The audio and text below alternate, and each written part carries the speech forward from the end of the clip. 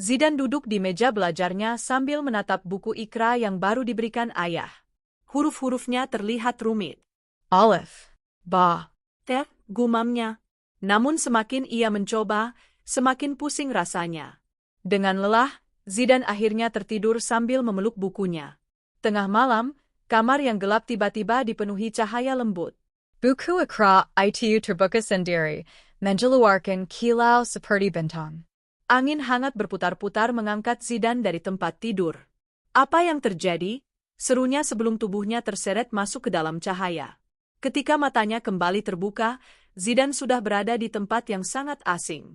Hamparan padang luas penuh huruf-huruf hijayah melayang di udara. Ada yang memancarkan warna biru lembut, ada yang berkilau emas, ada pula yang tersusun menjadi bentuk bangunan. Zidan terpesona. Tiba-tiba, sebuah huruf besar berdiri di hadapannya. Tubuhnya berbentuk seperti tongkat tegak lurus, wajahnya ramah. "Aku Alif," katanya. "Selamat datang di negeri huruf hijayah, Zidan."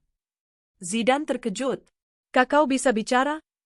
"Tentu saja. Kami semua bisa. Dan kamu dipanggil ke sini karena hatimu ingin memahami kami, tapi kamu merasa kesulitan. Jangan khawatir, kami akan membantu." Zidan masih tidak percaya, namun rasa takutnya berubah menjadi penasaran. "Jadi, apa yang harus aku lakukan?" Alif tersenyum. "Ikuti petualangan kami. Setiap huruf akan mengajarimu sesuatu." Zidan pun mengangguk. Cahaya lembut menyelimuti langkah pertamanya di negeri ajaib itu. Zidan berjalan mengikuti Alif menyusuri jalan berwarna hijau zamrud. Tak lama kemudian, mereka tiba di sebuah taman luas yang penuh bunga huruf. Di tengah taman, ada dua huruf yang sangat berbeda perilakunya. Huruf pertama, ba, duduk sambil menunduk. Titik kecil di bawah tubuhnya bergetar seperti ia sedang gugup. Sebaliknya, huruf kedua, ta, melompat-lompat riang dengan dua titik di atas kepalanya yang bersinar cerah. "Zidan," kata Alif, "ini ba dan ta. Mereka kembar huruf, bentuknya mirip, tapi sifatnya berbeda. Ba pemalu, ta ceria." Ba mengangkat sedikit kepalanya. "Halo Zidan," suaranya lirih. Ta langsung memeluk Zidan. "Hai, kamu manusia pertama yang aku temui. Ayo Mai." Zidan tertawa. "Aku sering bingung membedakan kalian berdua. Kalian terlihat hampir sama." Ta menjentikan titiknya. "Nah, Itu sebabnya kau datang ke sini. kenali kami lewat kepribadian kami." Ba menambahkan pelan, "Cukup ingat, aku hanya punya satu titik di bawah. Dan aku punya dua titik di atas," sambung Ta ceria. Tiba-tiba bumi bergetar. Awan gelap menyelimuti taman. Dari kejauhan terdengar gemuruh. Alif tampak tegang. "Ada yang terjadi?" katanya. Beberapa huruf menghilang dari tempatnya.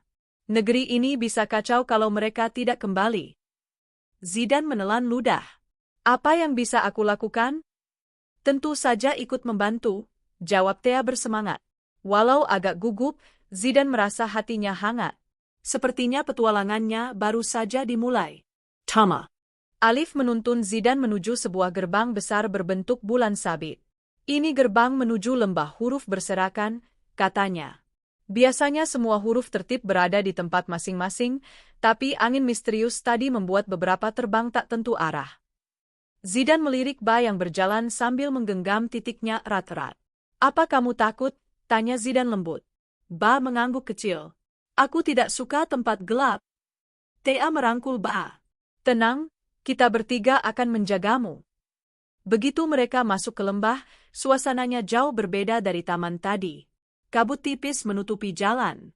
Di kejauhan terlihat huruf-huruf terjatuh, sebagian tertimbun daun, sebagian terjebak di antara bebatuan. Mereka menemukan huruf pertama, Jim, yang tubuhnya melengkung seperti mangkuk kecil. Ia tersangkut di ranting pohon. "Aku jatuh terseret angin besar," keluh Jim. Zidan memanjat bebatuan dan membantu menurunkan Jim. Jim. Jim tersenyum. "Terima kasih, anak manusia." Perjalanan berlanjut. Mereka menemukan H yang tersesat, lalu Va yang hampir tertiup ke jurang.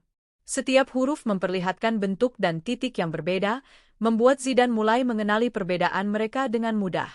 Namun semakin mereka berjalan, kabut makin pekat. Alif berhenti. Hati-hati, kita mendekati pusat badai huruf. Zidan merasa jantungnya berdegup kencang, tapi ia tahu mereka harus melanjutkan misi. Aku tidak akan mundur, katanya. Alif tersenyum bangga. Di tengah lembah, mereka akhirnya menemukan sumber kekacauan, pusaran angin besar berwarna hitam yang mengeluarkan suara mendengung. Dari dalam pusaran itu, huruf-huruf beterbangan tanpa kendali. Apa itu? Tanya Zidan. Angin was-was, jawab Alif serius. Ia muncul ketika seseorang merasa ragu dan takut saat belajar. Keraguan itu berubah menjadi badai yang bisa mengacaukan negeri kami. Zidan membeku. Jadi, angin ini muncul karena aku sering ragu saat belajar mengaji.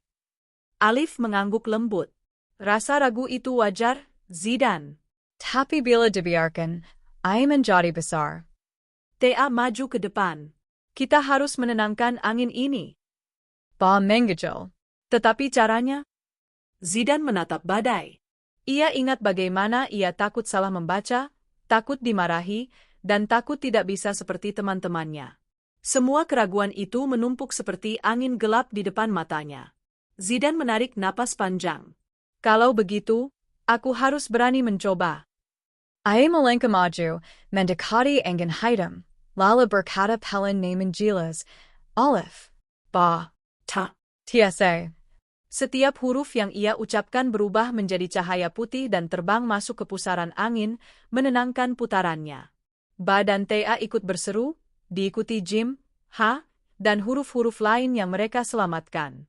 Semakin banyak huruf disebut, angin semakin mengecil, hingga akhirnya, pof, menghilang tanpa jejak. Zidan tertegun. Aku berhasil.